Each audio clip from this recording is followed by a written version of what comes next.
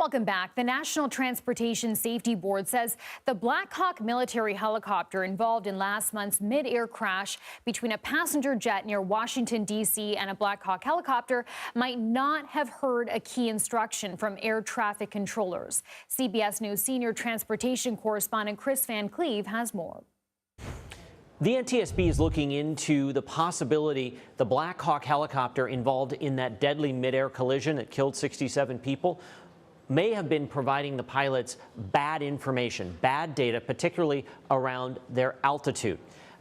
The black box is missing some data. They said that could have been helpful in determining that, and that one stream of data they determined to be bad, inaccurate. So they are working to understand if the pilots were receiving accurate altitude information. They noted at one point, one of the pilots said they were at 400 feet. The other pilot said 300 feet. There was no conversation between the two pilots about that disagreement, but it is something now they're trying to determine.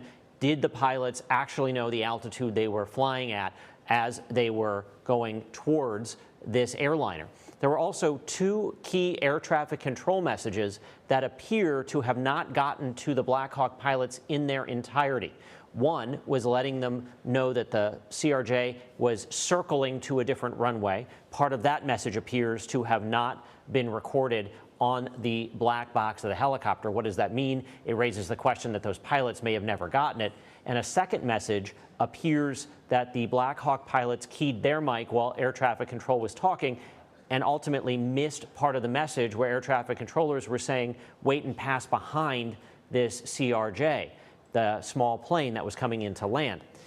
Those are things that they're going to try to understand better. We learned that they believe the pilots were wearing night vision goggles, and they're going to do a visibility study to try to determine how that may have impacted what the pilots could see. Another notable thing we learned here, there was a noticeable pitch up of the nose of the airplane 1 second before impact.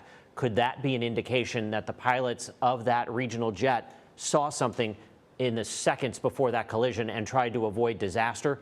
That will also be part of this investigation. Chair Hamady did praise the Department of Transportation for halting most helicopter traffic around the airport while they investigate. Back to you. Kris Van Cleave, thank you.